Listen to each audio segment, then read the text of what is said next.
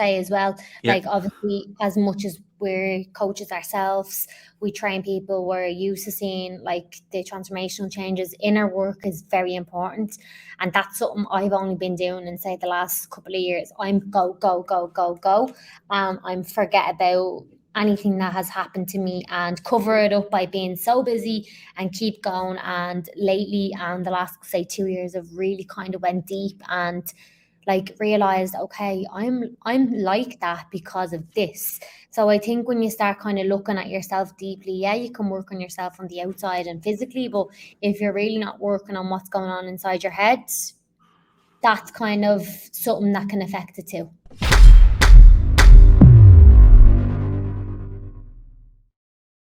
Hello and welcome to episode 4 of the Dave Hartrey podcast. Today we have Ciara Rossi on with me. So Ciara is a personal or an online coach living out in Dubai at the moment. So Ciara, do you want to give a little backstory into yourself? Yeah, thanks for having me as well. So my name is obviously Ciara Rossi. For anyone that doesn't know me, I have an online coaching business and a gym apparel. So it's called Rossi Apparel. And yeah, I'm really excited for today. Happy days, Ciara. So obviously you've had huge amounts of success up until now. Things are going well for you. So take me back to the early years, Ciara. How do you feel your early years shaped who you turned into today? Okay, so God, that this is a long one. So I actually started out doing a PLC after school. So after my leaving cert, I wanted to do physio, and I didn't get the point. So I was like, what will I do? I always knew I wanted to do something quite active. And I done a PLC. It was the best thing I could have done. I highly recommend it. People kind of underlook them as well. And it was the best thing I could have done. And then I went on and I done physical therapy. So I done the NSRT. It's in Dublin. It's in Marino, and that's a sports massage therapy course. So I actually worked in a clinic before I done any personal training or anything like that. But my first very actual job was Tesco. Everyone's like, what? And that was my first actual job. And then I went on after to do the physical therapy, and worked in a clinic. And then after that, like, my story is kind of long, but we have time, so I'll get into it. So after that, I went on tour. So I got a tour with the dancing, with the Irish dancing. I do Irish dancing for anyone that knows me through that. I'm an Irish dancing teacher as well, and I've competed for years, and it's one of the main reasons as well. I'd say I'm in the kind of active area at the minute of my life. And when I went on tour, I came back and it was 6 months now. Didn't really enjoy it that much. It was an experience, but I wouldn't be doing it again. And I basically was like, where will I go from here? And I went online, or not online, I went around to a gym around the corner, sorry, and I was working there and I was just doing things that I really didn't feel like it was my role. Like, I was cleaning bloody toilets and pulling stuff out of showers and all, like, just not happening. And I was like, I can't do this. Like, I really can't.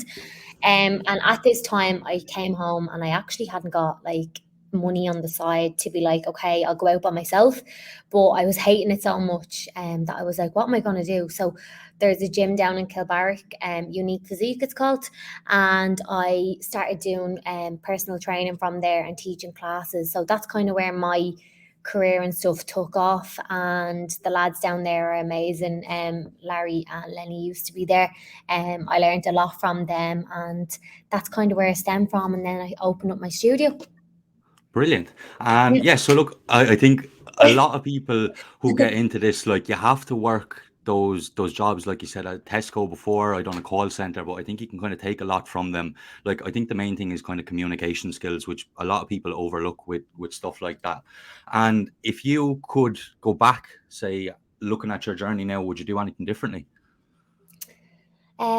No, I actually don't think so. Like, everything I've done right now, like all my setbacks and things that have kind of really put me on the back burner, and when I was confused and didn't really know what I wanted to do, kind of relit my fire. That was like, right, let's go for it. This is what you have to do. You don't have a choice right now. Like, mom wouldn't have been in a position to pay for everything for me. Do you know that way? Like, that's Mm. not the position that we were in our family. So I was like, I either work my fucking arse off, or what am I going to do? I go and work in a job that I'm not enjoying. So no, I actually probably wouldn't change anything, to be honest. Yeah, it's good when you're looking back on it. And I'm in a similar position, like growing up, kind of had to fend for myself. But I think that kind of builds a hunger inside you to go off and kind of be able to be self-sufficient and be a provider. So you mentioned there some setbacks along the way. What did you mean by them? What kind of setbacks came up? So obviously when I was in school, I was in a very posh school. I was in a school that was miles out from where I lived. And that was one of the things that I used to be like, oh my God, can I not just go to a school that's around the area? Mum used to be like, no, Kira, you're going to this school.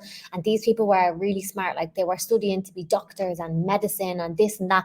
And I was like, my career guidance teacher was absolutely brutal. I'll say that, hands on heart. She used to be like to me, Kira, you'll have to like reassess what you want to do, the avenue that you want to go down.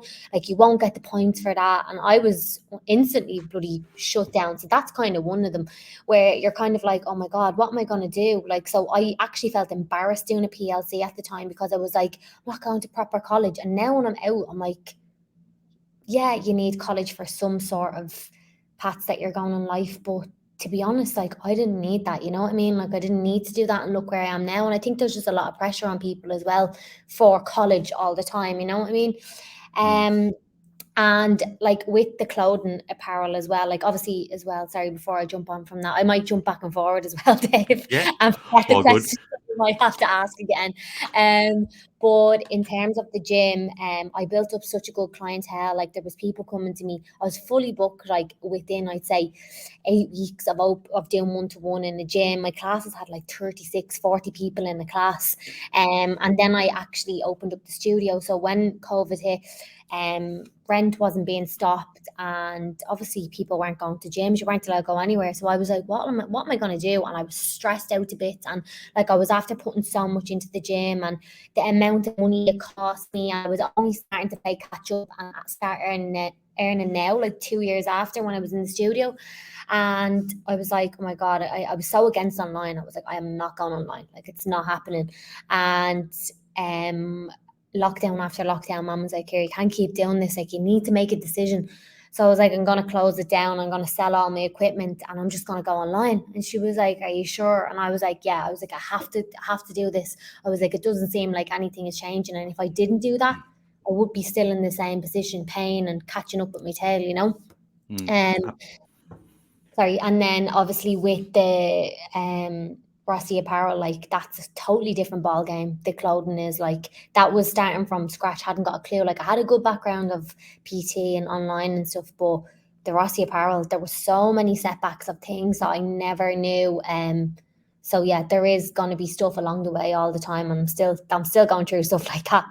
Absolutely. And looking back on them with situations like that, like setbacks, I think anyone who opens their own business or runs anything like that is going to have setbacks, but you learn so much from them. And what seems like the end of the world at the time, you can look back on, and sometimes it's the best thing that could have ever happened to you. Mhm. And was there any like when did you, I suppose, kind of when did it click in your head that right, you can be successful in this field? Was there like a significant moment or anything that you've done? I think like I've always had a competitive streak in me from the dancing. Like if I'm gonna do something, I'm gonna go all in. And I had that kind of like every setback was like, no, now I need to prove that, or now I need to do this, or now I need to do that. But I think when I start seeing all them people coming into the classes, and I was like, what the hell? Like I'm here by myself, and I'm having full days of PTs. People, I have wait lists for transformations. My classes are fully booked. And then when I went online, I was like, there's 400 people turning up for a live class here. What's this? And then I was like, right. And I got up every single morning to do a live, every single evening. Like you'll see me bouncing around my kitchen doing those lives like for 2 years nearly. Do you know what I mean? So like Unreal. yeah, I think when you kind of proved yourself and you see people coming in the door and people are passing your name around and there's people coming in without referrals and stuff like that, you're like, okay, this can be good, and I really enjoy helping people, and that's kind of my main thing. Like I love helping people out, and when I seen people get results, I was like, yeah, right, I'm gonna do it, and this is the field I want to go down. Brilliant. And what do you feel like you were kind of doing different to other people, say, at that time? Because a lot of people jumped on the online classes, but nobody was getting numbers like that. Um, I don't know. I think it's just the way my classes are. I'm pretty like I'll always have like a correction in the class, or I'll always make it a bit more fun and enjoyable. Music will be good. and I'm quite interactive with people as well. So I think like I'm always referring back to, if you're not doing this, you can do that, and they're like, all right, she's correcting me on that. We're not just doing the workout because she's enjoying it, you know. So I think it was that, and then I don't really know. Like a lot of people say, like there's just a likability factor about me, that I'm quite bubbly and open and understanding. So I think when you have that too, and you're not all about yourself all the time, and you genuinely love to help people, I think that really kind of shines through. Yeah, absolutely. And something I always kind of say to new people who are trying to get into the industry, and that, like, you can kind of post your big words and flex your knowledge and all that, but at the end of the day, people are going to buy into you for your personality and if they'll get on Mhm. with you. And I think a lot of new people starting off are quite reluctant to even show their personality on Instagram. It has to be like Mr. Motivation or Mr. Fitness or whatever the whole time, and quite reluctant to show that other side of your life when that's kind of what people are going to buy into. Um, Mhm. and just being relatable, I suppose, just being able to show that you're a normal person. Mhm. And yeah, so going forward a little bit now, living in Dubai, how has that gone? Like, say, transitioning from Ireland to Dubai, obviously it's such a big move, a big dream for a lot of people. How's that gone? Yeah, so like Dubai is exactly what people make it out to be. It is exactly what it is, and more. Like I've been awed every single place I go to. I'm just like, what the hell? Like it is amazing. I've actually gotten more clients from being here, and sometimes people think like, oh my God, you're in Dubai, you're gonna get drop offs. People are saying, look at you living it up, but like I do the same thing as what I do at home. I just have nice weather and a good Mm, gym and good circles around me. Do you know that way? So like Dubai so far, we're only here a month and it's been a 10 out of 10, definitely.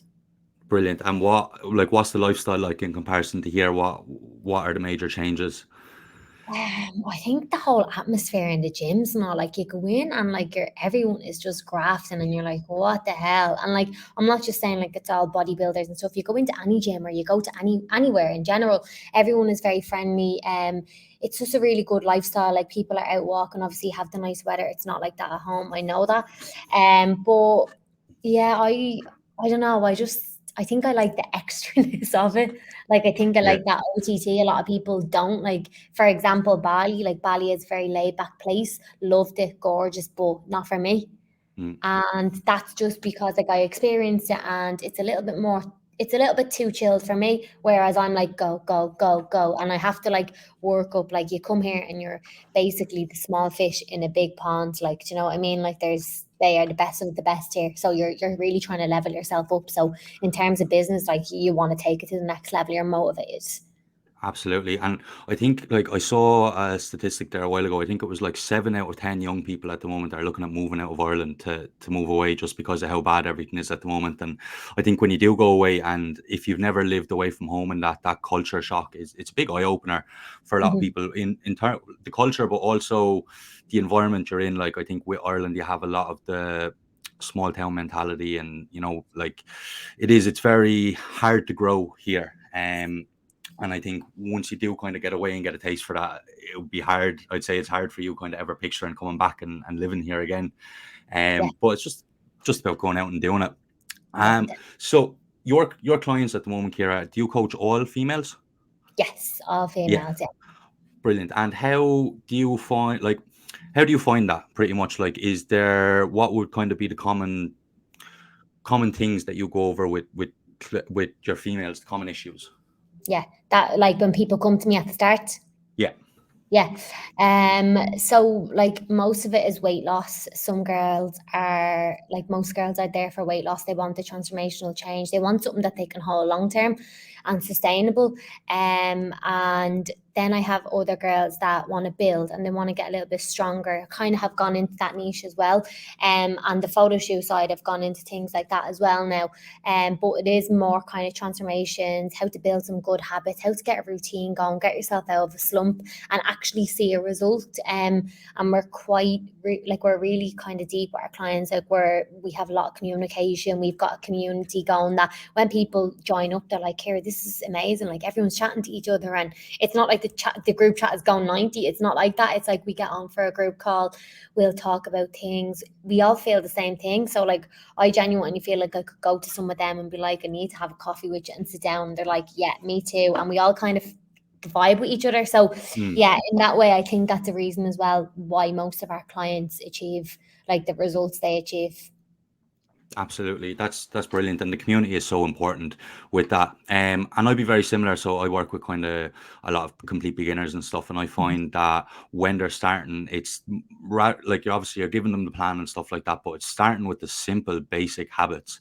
Permanent, sustainable, healthy lifestyle choices is kind of what I sell to the clients, and I find once you can kind of start structuring your day with healthy habits, like everything else just kind of starts to fall into place. And another kind of way that I say to people with the habits and stuff like that, they're the things that are going to make a difference in 10 years' time. You know what I mean? Like simple things like allocating time to go for a walk or go to the gym or learn about your food. So what would some of those habits be for you?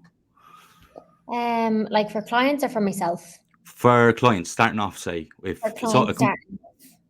a complete beginner, say, starting on, like, what would your first kind of points be?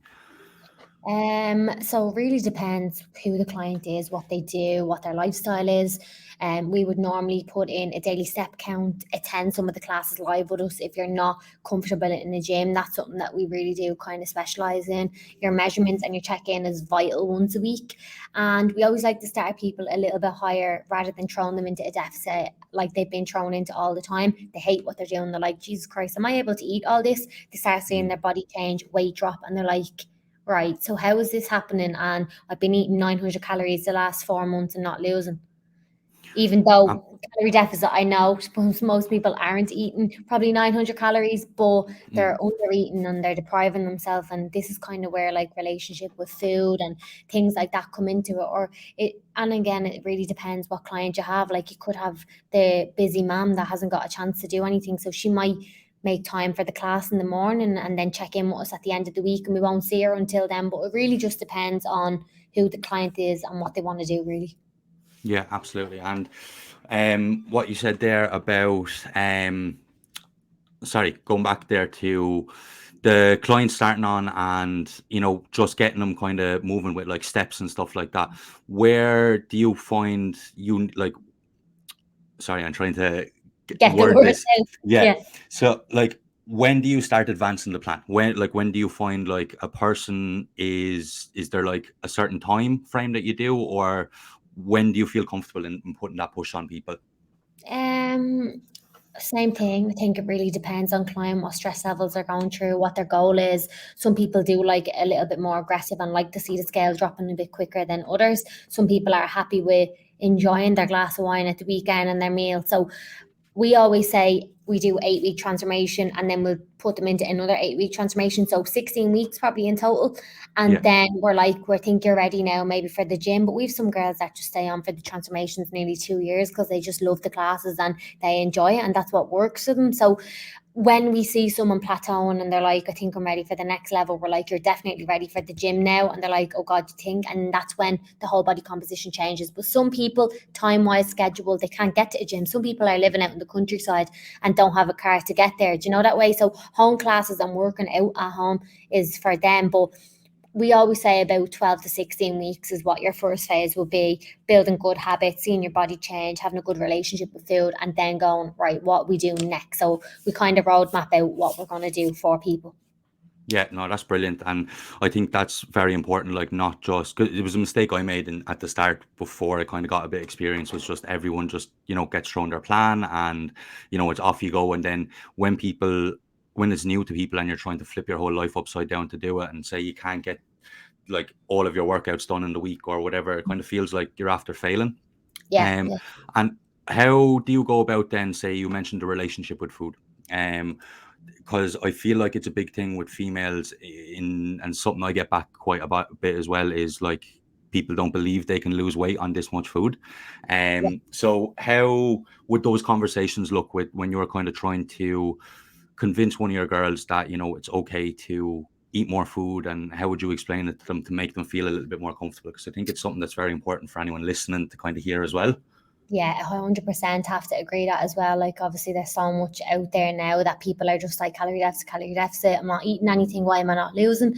I always know straight away from a consult call when I'm going through something with someone, and they say, first of all, like, right, I don't eat breakfast, I'll have a coffee, that'll do me till probably lunch. And I'm like, right. And then they'll go through something else and they'll say, I'll grab a wrap at lunch. And then I probably wouldn't eat until the evening. So I'm not really eating that much. And like, you find yourself tired and they're like, oh my God, I'd be wrecked all the time. And I'm saying, right, so I'm just going to explain to you kind of, and you just have to educate people and kind of explain why everything is in place. Like some people get onto calls at me and they're like, no, I wouldn't have carbs now until my dinner. And I'm like, but like, why? And they're like, just wouldn't have carbs now at most days, like until my dinner. And I'm just like, you have to explain to people why you're putting things in place or why you've got, say, a pre or a post workout meal. Or if someone doesn't like breakfast, grant, and they want to eat at lunch, but you have to show them that, like, you might have to play a little bit more catch up throughout the day to hit those calories. Or same with anyone that wants to grow, like, there's calories and there's procedures in place for a reason. And I always say to people as well, once we can start you higher and you can see a result and your outputs there, would you rather move more, eat less, or what would you rather? Or move more, eat more? And they're like, oh yeah, I'd rather go for a walk. And I'm like, okay, grand. Because realistically, who likes to sit and eat less and not move? Do you know that way? Mm, yeah. Personally, I don't anyways. But I think just educating people and explaining like why everything is in place and what the plan of action is. So like, say we're starting you on 2-1, you're going to work your way down. And you know what? By Christmas, you might only have to be on 1800 or whatever Mm, it is. And they're like, no way, really? Oh God, I've never been on that before. And then when they start eating, they're like, oh my God, first week or two, appetite isn't great. I normally notice for people, they don't hit the calories. And then a couple of weeks in, they're like, Jesus Christ, I've been really under eating and my energy levels and everything kind of just comes together and falls into place, I think. yeah. And like there's so much like it's actually scary how common it is with females kind of starting on, and like even like you get people coming on and they're eating like 800-900 calories, like, and that could have been their eating habits for the last couple of years, like, do you know what I Yeah. mean? Yeah. And it's very, very hard to kind of get them to trust you, but I suppose, as you said, just educating and that. So in terms of, say, when you're going the other way with it, when you're trying to get girls to eat more food, get stronger in the gym, kind of feel more comfortable with that, how would those conversations go? Because it's something I kind of struggle a little bit with, because I think it's a little bit harder for girls to say trust me, as I'm not a girl. So Yeah. yeah. So they're like, you're just trying to make me buff when you're not like, Yeah. yeah, Yeah. yeah, yeah. I always start people same thing. This time I start them lower. So if I give someone a load of food and they're going into a growing phase, first of all, they're just gonna feel so sluggish, bloated all the time, and they just don't feel themselves. So what I do is I always just start them a little bit lower in that case, instead of starting them high, someone that's losing, and slowly build them up. So when they start hitting those calories, I turn around and I'm like, okay, so we're hitting 180 today. Think you could go up to the 200, and what are you enjoying? So I might add in extra potatoes, or I might add in a little bit more Cocoa Pops or an extra square bar. And they're like, right, now I'm getting it, instead of just loading it onto them, because sometimes you're like, just eat it. How can you not eat that? It's calories, it's food. And they're like, you're not getting me, like I'm stuffed, like, here I can't do it. Or I'll increase their output slightly and then they're like, I'm a little bit more hungry. So they're kind of like the approaches that I take. But I do think easing girls in, because we don't like to build too fast. Mhm. And that's Yeah. coming from a personal approach. When you start feeling like your stuff is tight, like, obviously you have to build and you have to eat and your training intensity. But when your food is just loaded onto you, you're like, I can't, like, I actually can't do this. So like, I have some girls that start, say, that come to me at the start and they're hitting, say, 1.5, they can't hit anymore. And now, like, some of my girls will be on nearly 2.7, 2.8. That's And that's unreal. just Yeah. gradually over a good few months. Like, that won't happen overnight. Yeah, and why do you think, like, where do you think this comes from? Is it the fear of eating? Do you think it's Instagram, like, say, people trying to look good all year round, or what do you think it is? I do think obviously that is a big part. Like, you see the abs, the leanness. Like, we do like to have, if our stomach's feeling good, like, we don't like to have that bloated feeling. Mm, And I think as well, like, the buffness, like, people are like, I don't want to get huge, like, I don't want big shoulders, I don't want this. Like, that would be my common girl that would come to me. They're like, no, like, Kira, I'd love glutes like you, and then just like a small waist. And then I'm just like, right, there's just a lot going on here. mm. And I think, though, building up slowly, was that my question? See, I'm after forgetting. Yeah, yeah, yeah. Just like, say, I was just saying, like, where do you think it comes from? Is like, is it social media pressure, or what, to stay in shape all year round? I think when you see people shredded on Instagram as well, but with a lot of muscle on their body, like no one starts at that phase, no one gets to where they are overnight. I do think that you're kind of comparing yourself and you're saying, oh my God, I want to look like that, but I don't want to build too fast. But you're not really thinking about how long this person is in that journey, probably 3 to 4 years, you Mm. know? Yeah, and it's just it's weird how much it differentiates from person to person. Say like I coach both, so I can kind of see. And something that I do notice as well with girls is like the actual confidence in just going in, stepping foot in the gym. You know what I mean? I feel like lads will do it a lot easier than what females would. Why do you think that is? Like it's now obviously females are they train all the time. This has been happening Mm, years. But it was more kind of males go to a gym, girls go to the cardio. mm, And I think that's kind of changed now. But what I do think is like we have that fear of doing things wrong. Like, are you gonna look stupid or are you taking over a bench if a lad wants to do bicep curls? You know what I mean? Like they're looking at you and they're like, how many minutes do you have left on that? How many sets you have left? And you're like, can you give me a second? Like I mm, will genuinely turn around to someone and be like, oh yeah, I'm only starting. Because I don't, do you know what I mean? If someone asks you nicely, but you're already making me feel comfortable coming at me when I'm only trying to find my feet in a new gym, you know? So I think girls going into a gym, it is intimidating because you're thinking like you're in there first of all to change your body. So when you're in there, change it first of all for that reason. You're not comfortable. Do you know what I mean? So you're joining a new place. You might not have any clue how to use anything, and when people aren't helpful or even pass you a smile, or there's lads that are training really heavy, you're like, oh my God, am I meant to be like that? Do you know? So I do think that's kind of where it stems from, as well. But I think when we get the run of things, like we're stronger than some lads. absolutely. Yeah, You know what I absolutely. mean? Like I do think that as well. So any girls that are listening that trains will probably be like, yes. Yeah, because there's a few things floating, like you'd see it on Instagram and stuff like that, and obviously, like we don't see it, but like even something that stands out to me massively, and you see quite a bit, is like men coming up and like mansplaining stuff to girls, Yeah. you know, who are like could be doing, and I've seen videos of it, people doing like perfect form, and then like people just coming up and just wanting to say something, anything. Like, has that ever happened? Do you have any personal experience with stuff like that? Um, yeah, but not in a bad way. Mm, So like you'd have like maybe someone might come over and say like say if you're advanced, like I'd be advanced, so I might get maybe one of the lads coming over and saying instead of pulling it up here, bring it more lower into your lat or whatever. Grand with that, but leave me alone then. Do you know mm, what I mean? Like I do think though if you were to come up to a girl in a gym that wasn't comfortable, like she'd be out, she'd be gone in the car gone. She's not going back yeah. to that gym. So I Mm. do think just let people like I do think help people if they're confused and they're like, where's the latch off this machine? What am I doing? Course, step in. Do you want me to show you how to do that? That's nice. But I think sometimes like overly correcting someone or coming over and saying do this or do that and they're kind of like, what? Then you get that paranoid feeling where you're like, am I doing that wrong? Mm, yeah. So I think maybe that would be a bit of a no for me, unless you're helping someone. Yeah, absolutely. And I suppose like there's good and bad with it with everything, I suppose. It was Yeah. just I said I'd ask because you know it does come up on Instagram, and as I said, like I'd never kind of see it firsthand. So just stepping away from say the gym and just training females and stuff then. Looking at your own life, like your own friendships, your own relationships, have you ever been in a situation where you felt like someone was pulling you back rather than pushing you forward? Yeah, like I'm in a very, very small circle at the minute. Mm, Sometimes I'm like, am I so alone that I'm like not communicating with people? But I've got like this focus and this vision that I'm just like, this is what I need to do. This is what brings me fulfillment and happiness, and I don't need that many people around me.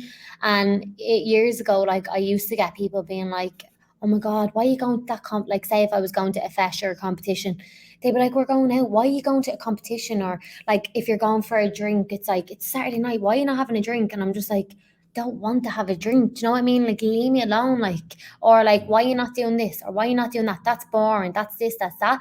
Now, if I'm in a circle of anyone to say that I'm boring and from that, I'm just like, see you later. Because I've had to deal with shit like that in the past of, oh my God, you never go out. You don't really drink much, do you? And all this. And I'm just like, no, I don't drink much. I've never been a big drinker. I'll go out and enjoy myself and I probably will take it to the next level and be hungover for a week. But like I don't like, I've cut off a lot of people, and not in a like see you later way, but I've distanced myself and slowly stepped back, that I don't speak to a lot of people anymore. And people are probably like, what? Like, that's a bit mad. But like, I'm very precious with who I spend my time with and my energy. And I don't feel like some people respect sometimes what you do. They don't get it. And they're like, you're mad. Why would you do all that? Like, you're crazy. And I'm just like, people that I am with are like, you're a grafter. That's deadly. Talk to you next week. So like there's a difference of two type of people, and like relationships as well. Like, obviously I've been in a lot of relationships. Well, like a few. Mom's always like, here, 2 years is what lasts you.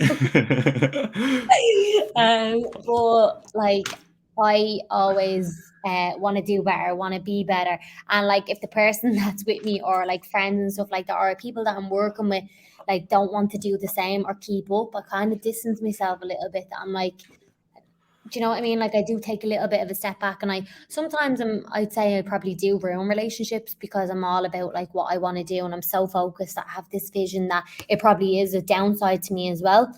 That I get so tunnel visions that I'm like, no one else, I don't see anyone else.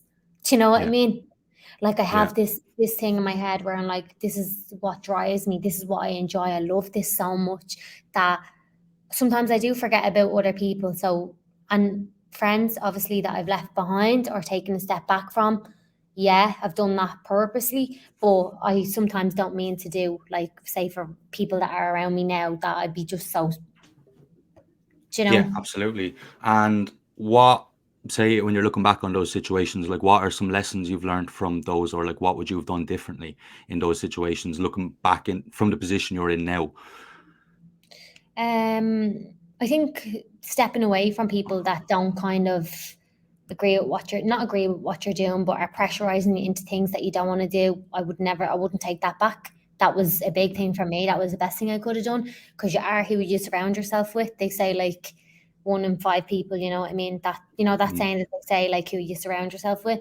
So I wouldn't take that back. But in terms of, like, when you say what would I change, like, what do you mean? Say, for example, like when I look back on it, from my own situation, I done the same. I cut people out, but I think I went a bit too far with it, and like just engulfed myself in, like, say, business and bodybuilding and training, like unfollowed like everyone off my Instagram who wasn't doing the same thing, is Yeah, like went proper in on it. And as a result, I ended up in this little bubble, and I was so disconnected from the real world. Say, I'm after moving back to my hometown now, and I'm after meeting up with all my friends and stuff who I would have been friends with growing up, and like there was no need for me to do that. Yes, distance myself, absolutely. But as you said, like I went complete shut out. So that's what I was saying. Like that's kind of a lesson I've learned. And as a result of that, I became very disconnected with normal people, which meant I wasn't able to connect with my lifestyle clients as much. Even like going out, and when I do see someone who's not in it, like struggling to have a conversation, yeah, that kind of way. Like yeah, yeah. I'm so hearing you yeah, on that. Yeah, yeah, no, you.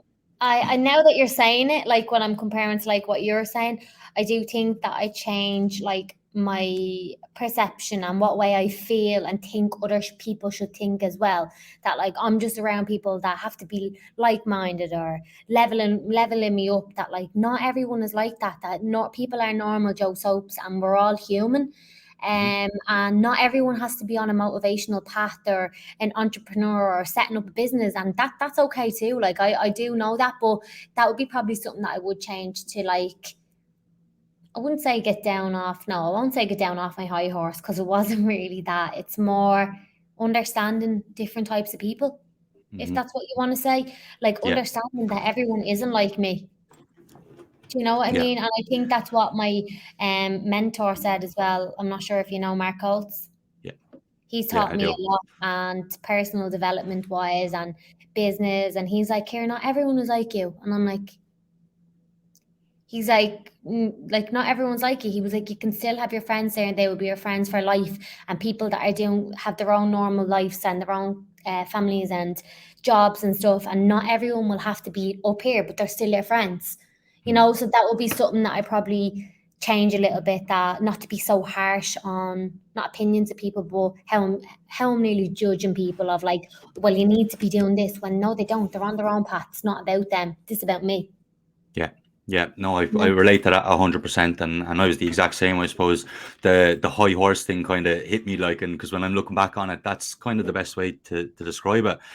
You know, if people aren't doing as if I don't think people are working as hard as me, you know, it's just you're wasting your life. And I suppose that's kind of the, I don't know, it's kind of like I feel like a lot of people in the industry kind of get not brainwashed, but kind of have that train of thought, you know.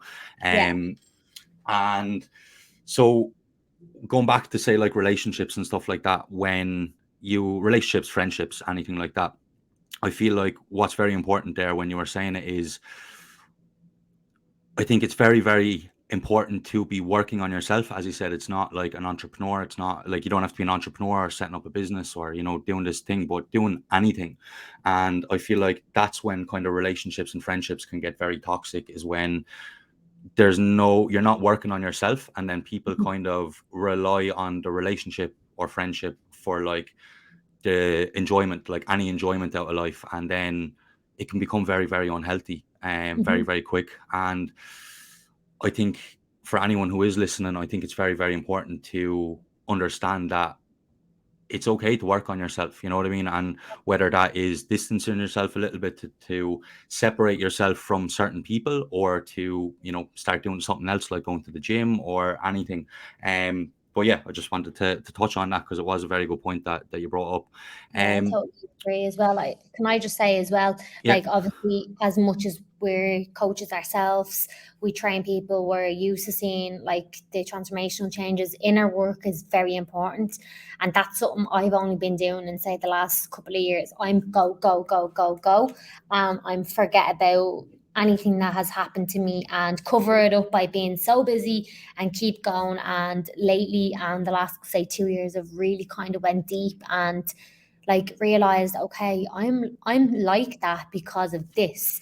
So I think when you start kind of looking at yourself deeply, yeah, you can work on yourself on the outside and physically, but if you're really not working on what's going on inside your head, that's kind of and that looking back on it, like I used to blame external, like everything external. You know what I mean? It was other people. It was stuff that happened to me that was like unlucky with me or whatever.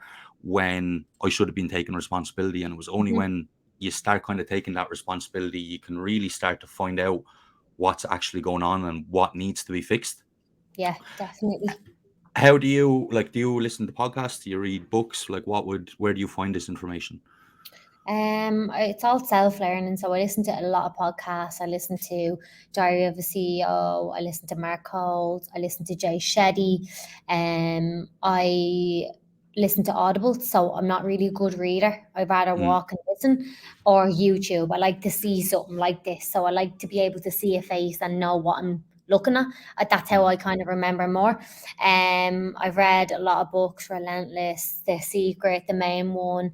I kind of did take a lot of time to like work on those type of things and not just my body all the time.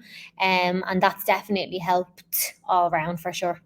Absolutely. Diary of a CEO is absolutely brilliant. I went heavy on that. I think it's so important for people to like, 'cause a lot of people don't listen to podcasts or don't read books or anything like that. And I think what's so powerful about them is just getting an insight of what people's lives are like outside of the town you're in or the country you're Yeah. in. Hmm. Um, in both being able to see like what's out there that's more than what you have, but also being able to relate to, okay, well, this person lives in a different country and they're going through similar problems to what I am. How did they fix it? You know what I mean? And so powerful. And similar like with the audibles and stuff like that, I find that it's much easier. I retain information much easier listening to them. And Yeah, me like too. when I was starting off doing them, I kind of felt like an imposter. Like I don't know, like it's Yeah, something like that.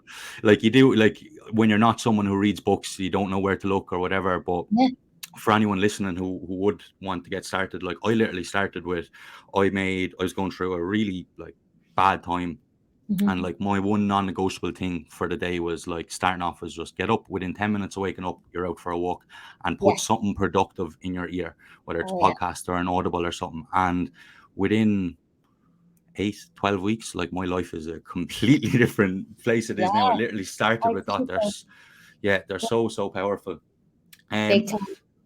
Can I so just say as well, obviously when I met you before lockdowns and stuff like that, the first time with Josh and who you are today, I think it's amazing how much you've transformed, and I think it's great to see you so bubbly and glowing in comparison to the person that I met the very first time. And I've only met you once. We actually don't know anything about each other, much like considering this is the first podcast and chatting to each other. But I think you should give yourself like a big credit to the person that you've really kind of been vulnerable to and to show people and to where you are now. I think that's really kind of motivational and inspiring for people that are coaching with you or even that follow you too. So I just wanted to say that as well. thank thank you so much. And like I've really had my eyes open to in the last kind of couple of months of like how, I don't know, accepting people are of like for the hard times. And I suppose that's kind of Yeah, why I was able to open up with that, because I think when you are going through something like that, you feel like you're the only person who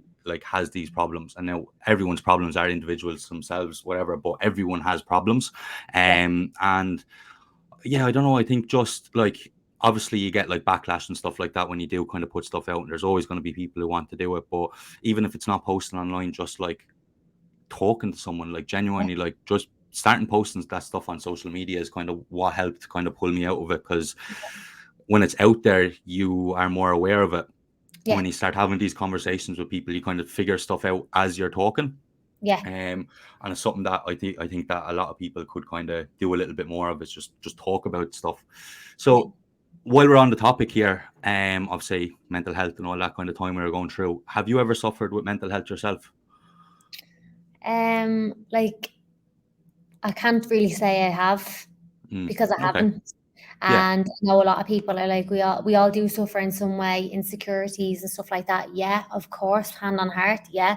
But mental health and depression and stuff, no, I can't say I have. And but I have had family members and people in my family very close to me that obviously have, and you can see how dark it can get and how hard it can be. And even though I haven't been through it myself, I really relate well to my clients, and I'd be quite understanding, and I know how to I know when someone is obviously struggling too. But with mental health, no, I Okay. haven't. But do you have a lot of clients and stuff who would go through it? Like, say, would it be a common thing with clients?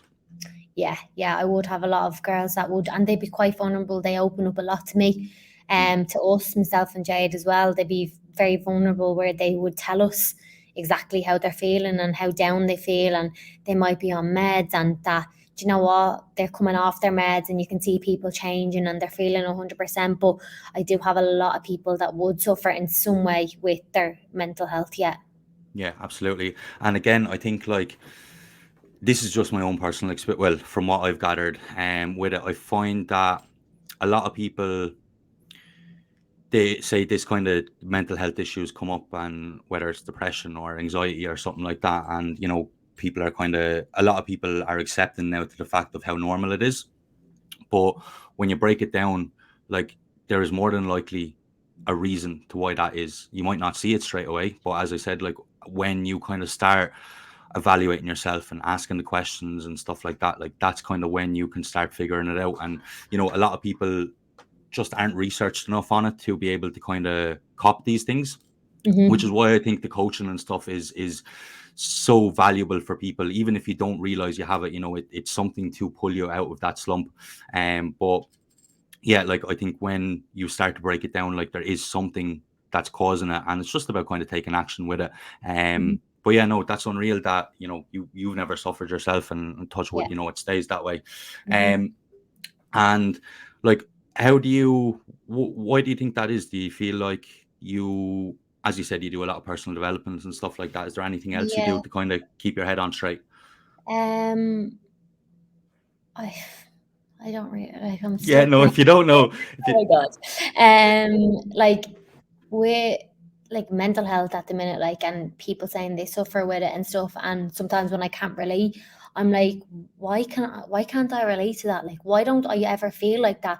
Like, I'm a very, very grateful person. I'm a very grounded person. I'm pretty in tune like most of the time, that I'm like, I'm so grateful for the smallest things, that I think it comes from not having a lot. Like, when you didn't have everything, like, you're so grateful for these things, that as you're kind of growing up and you're kind of expanding and you're learning more about yourself, you're like, I'm so happy and grateful. There's nothing that I can kind of complain about, or feel these feelings. But I have had, obviously, someone very close to me that suffered really badly with mental health, and that's still probably a side that I probably wouldn't know much about. Mm, And you don't really see, you don't see it coming. Like, you don't see, like, you think someone's struggling, you're like, yeah, or like, why can't you go to therapy, is what your main thing is. Like, why are you not getting it sorted? Why are you not doing this? Why are you not doing that? But it's not understanding how someone is actually feeling inside their head, like, and that's probably the biggest lesson that I've taken, to be a little bit more soft and gentle with stuff like that. And when someone is mm, struggling, that reaching out and having someone to talk to is pretty important. And I think that's why, as well, in COVID, a lot of people struggled. They had nowhere to go. They had no one to talk to. And I think now people are still trying to pull themselves out of these dark places. absolutely. And what you said there, like something that I've kind of had to keep myself in check with when having these conversations with people and that. And I suppose it comes back to kind of being a coach, and it's what we do. It's like everyone's first reaction to something like that is, how can I fix this problem for you? Yeah. When a lot of time people just need to be like listened and heard. And as you said, like even just have the conversation. And as you're talking about it, you kind of start to figure it out yourself. Yeah. So in your own life, like how would you explain like what's real happiness to you? Like what if you would you say you're a happy person right now?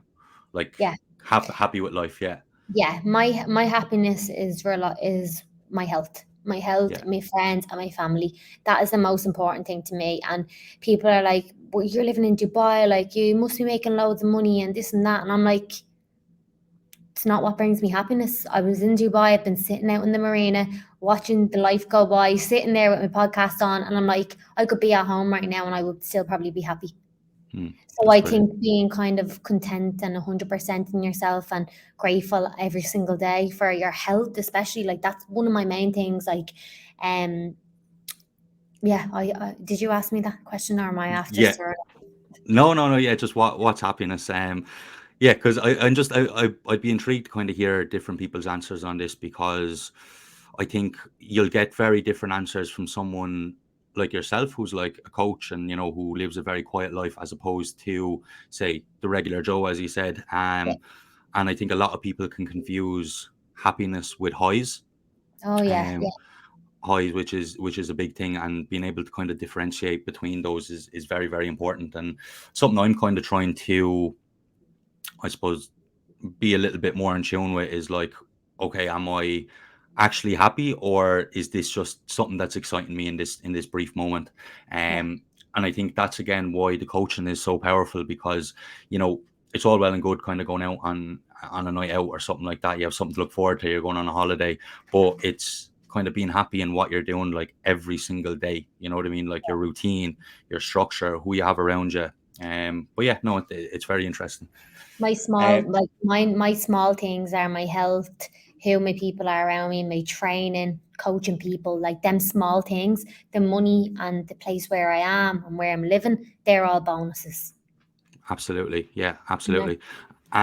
So like obviously then as well, there is big things within the process. I think when you have highs as a result from something like that, from something that actually makes you happy, it hits a lot more. And like I'm kind of thinking here to the event you done recently where you had all the girls meet up and stuff like that. And obviously that's a result of something that you worked really, really happy for. What was that like? Can you explain like that event? Yeah, so obviously I'm all online. It was amazing. I had people that came up from the country. I actually had a wait list of 100 people. I could only get 100 in, and I had a wait list of 100 people that follow me on Instagram. It was my first ever live event, and we kind of just really brought the community together and the girls, and it was just an amazing day. It was so, so good. We had, like, the girls actually speak live, like, say 3 or 4 girls of my clients that are with me a while, speak about their journey, and you could see people relate. and just be like, oh my God, like that could be me. Like, and when you see someone being like, no, Ciara, like I'm signing up, like sign me up now, like I need to make this change. You're like, right, you're really all in, you're serious about this. And it's amazing for not just me to inspire them, for the other girls that are in the transformations and or the coaching to say, I've done this and this is where I am, and I'm the worst person ever for all these habits and I've reversed them. So yeah, it was an amazing day. It was great to bring everyone together, and hopefully I'll definitely do something like that in the future again. Brilliant. Yeah, no, that's so unreal. And just to kind of wrap things up, for anyone who, is a female looking to get into coaching or anything like that, say what would, if you were to give them kind of like tips in starting to get into the industry, what would you say to them, or like lessons you've learned along the way? For coaches or people that want to For go on. yeah, people who are looking to start coaching or PTing or anything. Yeah. So what I would say is you need to kind of look at, like, everyone wants to set up a business. But what does the business mean if you haven't got a vision or a plan? So what I would say is really kind of envision yourself. Like, where do you want to take this? Like, are you just setting up a business to have a business, or are you setting it up because you want to make an impact on people's life? Have a real purpose. A lot of people think as well, I'm going online, I'll be able to travel, I'll be able to do that. What's the point in traveling if you're not happy changing someone's life? Like, I Mm. genuinely care. So I'd be sometimes crying on calls with my clients. I'm like, oh my God, I can't believe this. They're like, Ciara, are you joking with me? So like I just care so much for people, and I love seeing people make a change. Like, I genuinely get more hyped up from my clients' photos than they do. Like, they're like, oh my God, I'm like sending them back 1,000,001 messages. So I think passion will is your main thing. So if you want to set up online, you need to have passion. You need to want it more than anything. And I think experience on the gym floor and having relationships with people in person and understanding people's struggles is important instead of just going online. But if you are just going online and you wanted to set up your business, what I would say is have a plan, get yourself out there, post as much, stop caring what people think. There's so many people that are just like, oh, I'd be so embarrassed like posting that up, like, oh no, I wouldn't be able to do that. Forget that, because you'd be left behind. If you're not posting something, or not something, if you're not posting value and showing what you can showcase every single day, or a result of some sort once a week or once a month of whatever you can produce, I don't think I do think that you need to really kind of showcase. Like, you can get on and be the smartest person in the world and talk about all these hormones, this and that. I'll swipe on, I'll just keep going. But if I see a picture, I'm stopping and I'm like, how did she get that result? So I think prove to people that you can do it. And I think as well, be very honest with yourself. Like, you might get, like, you probably see on my page, Dave, that I don't do any brands. I don't do any advertising. I don't put up stuff because it's not what I need to do, and it's not what it's not that's going to bring clients into me. Do you know that way? So why would I put time into something else when I'm trying to build an empire of women and coaches that we can all come together? So I would definitely say passion, get yourself out there, showcase your results, take action, and have confidence in what you do and who you are, because like that comes through. That really does. That's what I'm instilling into my coach Jade. She's like in the team with me now, and her confidence is just starting to gleam through, and you see people noticing it as well. So be Yeah. confident in who you are and be real. No one likes a bullshitter, and you know that way. Like, everyone loves to see the real side of people, the vulnerable side of people, and where you came and where you are now. I think that really inspires a lot of people when they're looking at my page. Yeah, brilliant. And one of the questions I actually got in the question box was from a girl, and she asked if you would suggest any particular PT courses in Ireland. I know Image Fitness is great. In the PLCs as well, you can get your fitness instruction course too. But geez, there's loads. Like, you can even do ones online. Siobhan O'Hagan has one on her actual website too, that you can do online. To be honest, like, if you can do it online, yeah, but you might have to go in and do, like, say, your practical and stuff like that. But I'd say probably Image Fitness, or even one of the PLCs, or Siobhan O'Hagan's. Brilliant, brilliant. Ciara, thank you so much. That was great. I really enjoyed having the chat with you. Yeah, me too. Thanks so much for Perfect. helping me. I hope everyone enjoyed that as well.